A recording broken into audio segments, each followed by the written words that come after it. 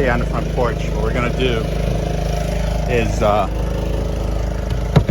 we got two light blocks, white. They're sitting right here. I got the poly vinyl. We're gonna rip this dead nut center, so it's gonna be a little bit smaller in this post. We're replacing these sleeves, okay? That's gonna be on a different part of the contract, but not right now.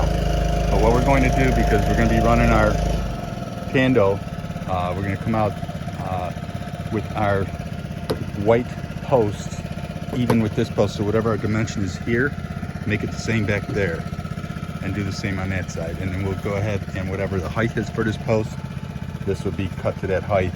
We're gonna probably build it out to be even, or actually be on the vinyl.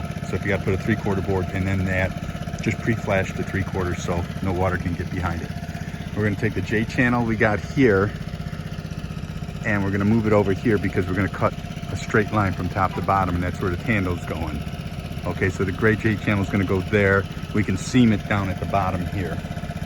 All right, and then on the inside, I'm gonna bring some dark gray trim coil. We're gonna go ahead and make some J channel with the dark gray trim coil and go around the door with it, leaving the white trim right now. Gonna go around the door with the dark gray trim coil at the bottom to set our tendo in, and go ahead and work our tendo in from top to bottom across the door and then over on the other side. Okay, so we're gonna mimic that. And then we're gonna do some funky stuff with this porch. That's gonna be a different contract. Okay, so that's what we're gonna do here. On the corners of the chimney, we're going to, I got some glue here.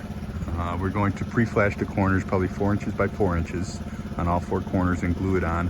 Just either tack it in with either a Tapcon or so. And then what we're gonna do is use that gray shade channel. Also, we're gonna put 1x3 or 1x2 on all the corners and wrap that with the dark gray.